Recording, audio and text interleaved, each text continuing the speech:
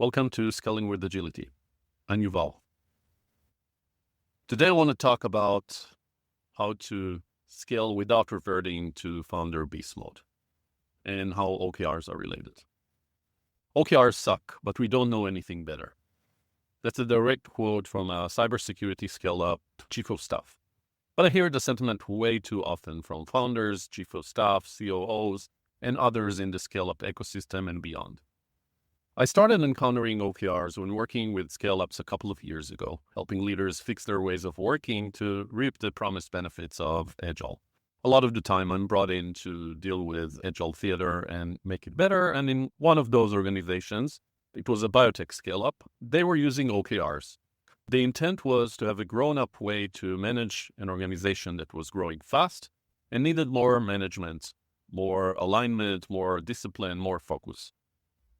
You could imagine their VC suggesting OKRs and EOS during their latest funding round. When I looked deeper into how they were using OKRs, I saw some familiar patterns, even though it was the first time that I saw OKRs. I've been helping leaders fix their Agile for a while now, so it was interesting to see some of my usual nemesis patterns there. Using new processes to reinforce rather than bridge the silos and departments and functions. Managing dependencies rather than avoiding them, calling work in different names, but still being involved in the details as if it was still early days in the lab, garage, WeWork shared space. Instead of providing clarity about the mission and staying at the right altitude.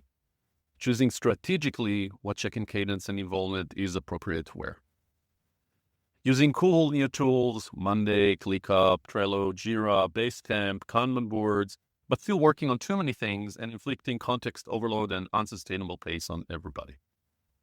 Telling people their goals rather than involving them in figuring out the mission and the plan. So what we started doing was focusing their OKRs on the things that mattered, not everything that was happening. You don't typically need to have an OKR for everything that is going on.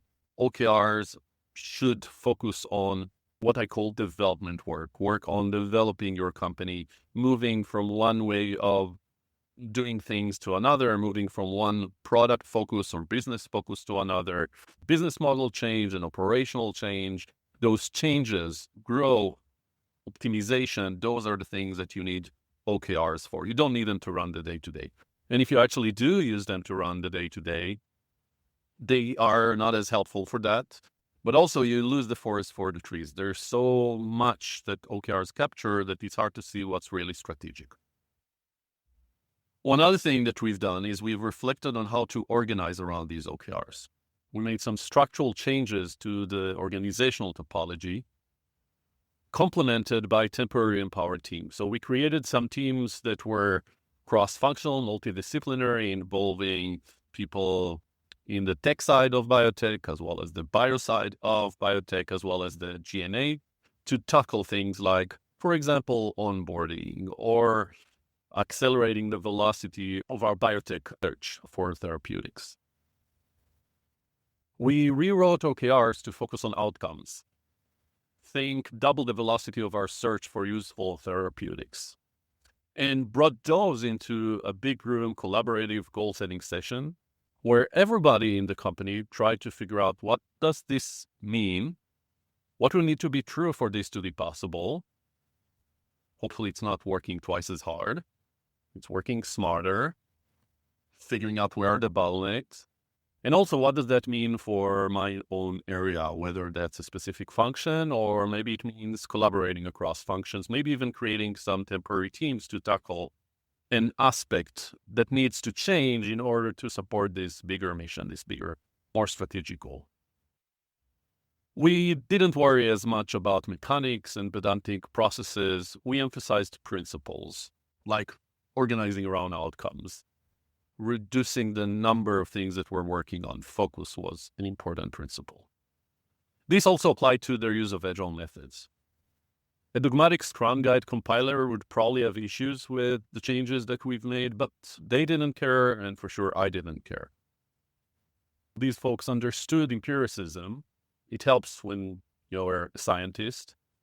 And they did what was needed to ensure that their process allowed them to run quick feedback loops that enable them to leverage agility, not necessarily agile, beyond the software and technology teams. They used agility to improve their onboarding processes, the way they were finding partners and onboarding partners.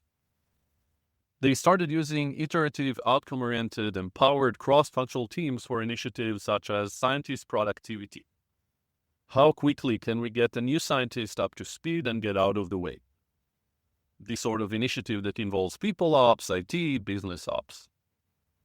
As a result, finally there's more traction towards what's really important without micromanaging. The leadership team finally had time to focus on where to take the company and not just managing the day-to-day. People feel like players, not pawns in this environment. People are agile, the organization is agile, but not necessarily doing agile. It's lowercase agile instead of uppercase agile. And they're leveraging OKRs rather than following OKRs. OKRs are helping them align and empower. They have a scalable operating system in place.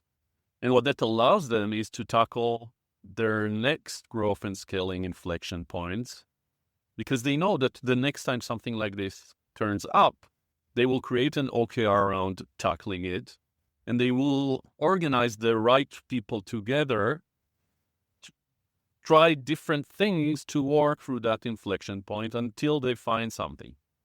They find a way to manage their scale, to scale up, without reverting to founder beast mode, without putting people and sustainability and empowerment aside.